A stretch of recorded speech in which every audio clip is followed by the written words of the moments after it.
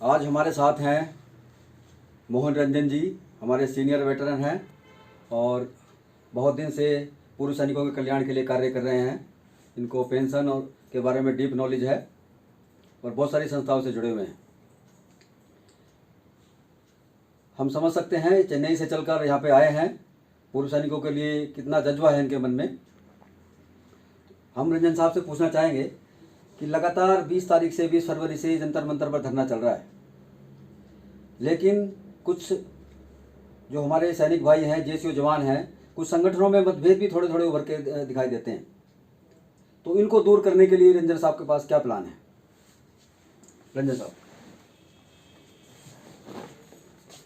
अभी हम भीड़ इकट्ठा नहीं करना चाहते हैं, क्योंकि वजह क्या है कि परमिशन मिलता है 5 लोगों का, 10 लोगों का, ऐसे ही।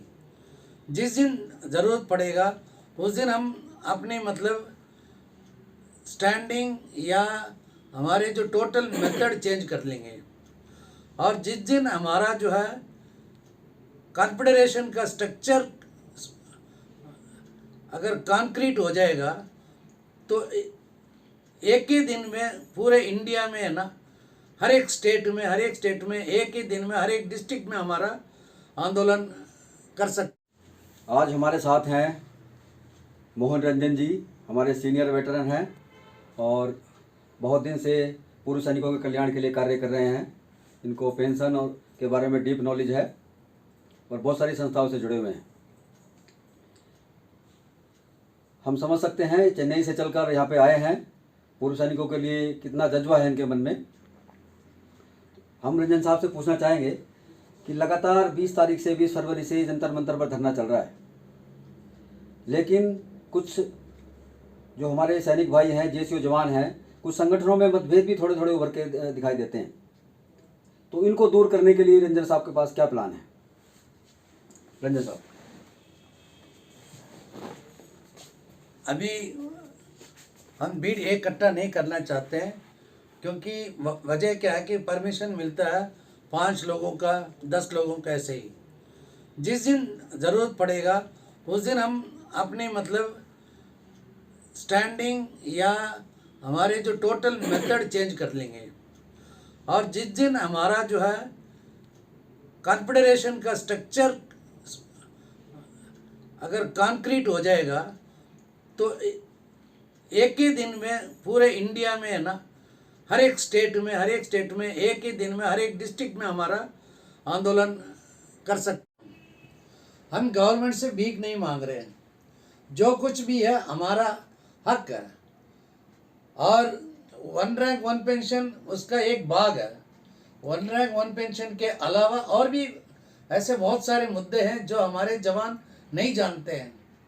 सबसे पहले जागरूक कराना हमारे जवान को, उससे पहले जागरूक कराना उन नेताओं को जिनको किसी चीज़ के बारे में कोई ज्ञान नहीं है। सबसे पहली बात, लोग समझते हैं कि पेंशन लोग का हम सिविलियंस के बारे में बात कर रहे हैं। सिविलियंस ये समझते हैं कि डिफेंस की वजह से हमारे पेंशन में हमारे बजट में बहुत बोझ पड़ रहा है। ये गलत है। ये डिफेंस की वजह से नहीं है, ये वजह है कि हमारे जो सिस्टम की खराबी की वजह से, जैसे कि डियरनेस अलाउंस या डियरनेस रिलीफ, ये मामला जो है जैसे 86 से पहले था वैसे अगर लेके आएंगे तो मेरे हिसाब से कम जो है 10-15 हज़ार करोड़ का जो है बचत हो जाएगा। ऊपर से क्या है, ये डिसेबिलिटी एलिमेंट और सर्विस एलिमेंट दोनों में जो है जो एग्जम्पशन दे रहे हैं वो बंद होना चाहिए। एग्जम्पशन डिसेबिलिटी एलिमेंट के लिए आप एग्जम्पशन दे दो, और सर्विस एलिमेंट में डेफिनेटली जो है टैक्स, अगर टैक्स ब्रैकेट के अंदर है तो उनको लाना चाहिए, ताकि उसमें भी गवर्नमेंट का बोझ कम पड़ेगा। क्योंकि by way of tax return जो है गवर्नमेंट को थोड़ा आमदनी मिलेगा। ऐसे बहुत सारे जो हमारे पास डिटेल्स है, जब तक हम एक साथ नहीं होंगे तब तक हमारे बात कोई नहीं सुनेगा। हमारे कॉन्फेडरेशन बनाने का चक्कर ही इसीलिए है कि हमें जो है एक साथ सबको लेके आना है, सबको समझाना है और सबसे इम्पॉर्टेंट चीज़ यह है कि विद डिसिप्लिन्ड और डेमोक्रेटिक वे में जो है हम अपने मतलब संगठन को चलाना है। सर, हमारा दूसरा सवाल आपसे ये रहेगा कि हमारे कुछ पूर्व सैनिकों के साथ रहते हुए, उनके हित में थोड़ा बहुत काम करते हुए राजनीति में प्रवेश करना चाहते हैं। इंटरनली उनको ज़्यादा कुछ वेलफेयर से मतलब नहीं होता, लेकिन दिखाने के लिए वो वेलफेयर करते हैं और राजनीति में उनका जाने का मेन मकसद रहता है। और कन्फेडरेशन की जैसे आपने बात की, बहुत अच्छी बात है। तो लेकिन अगर जो लोग जिनका कुछ प्री प्लान मोटिव है वो आपके साथ नहीं आएंगे और हो सकता है आपका विरोध भी करें, तो उनसे कैसे डील करेंगे आप?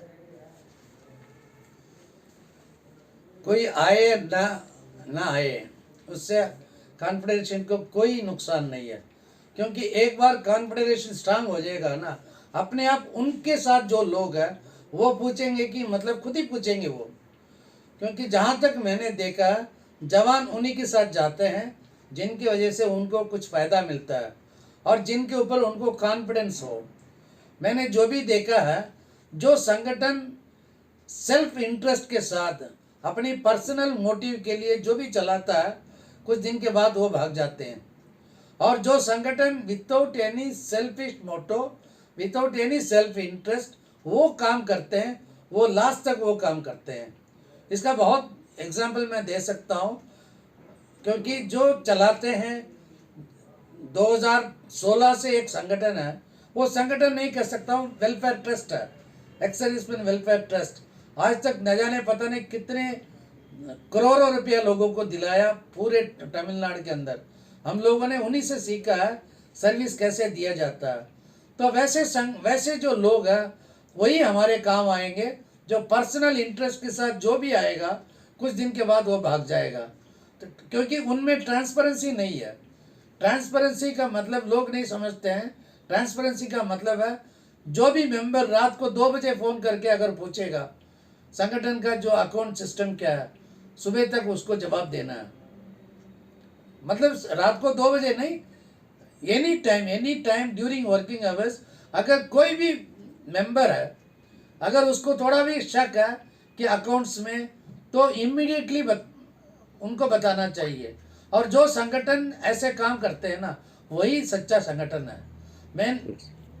मैंने जो एक संगठन देखा है, वहाँ पे क्या, जब भी एग्जीक्यूटिव मीटिंग होता है तो वहाँ पे जो है बैंक स्टेटमेंट, बैंक का किताब और कैश इन हैंड सब कुछ रख देते हैं वहाँ पे।